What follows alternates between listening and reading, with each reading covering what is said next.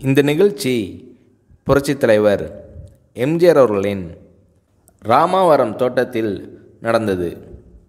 எம்ஜிஆர் அவர்களின் உதவியாளர் ஒருவர் இன்டர்காமில் மாடியிலிருந்து எம்ஜிஆர் அவர்களுக்கு சில தகவல்கள் சொன்னார்.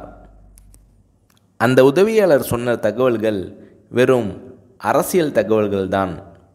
அந்த உதவியாளர் இன்டர்காமில் பேசிக்கொண்டிருந்ததை கேட்டுக்கொண்டிருந்த எம்ஜிஆர் அவர்கள், நிறுத்து, நீ சாப்பிட்டாயா என்று கோபம் கொப்பளிக்க கேட்டார். இல்லை என்றார் அந்த உதவியாளர்.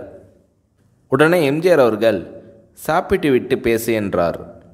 அந்த உதவியாளர் சாப்பிட்டு விட்டாரா என்பதை சமையலறையில் உறுதி செய்து கொண்டார் எம்ஜிஆர் அவர்கள். பின்னர் மீண்டும் அந்த உதவியாளரை அழைத்தார். அந்த உதவியாளரிடம் எம்ஜிஆர் அவர்கள், நீ எப்படி கருணாநிதி என்று அவரை பெயரிட்டு சொல்லலாம்? அதனால் நீ டிஸ்மிஸ், ஓடு என்று எம்ஜிஆர் அவர்கள் உத்தரவு போட்டார். மீண்டும் அந்த உதவியாளர் பணியில் சேர பல வார காலம் காத்திருக்க வேண்டியதாயிற்று.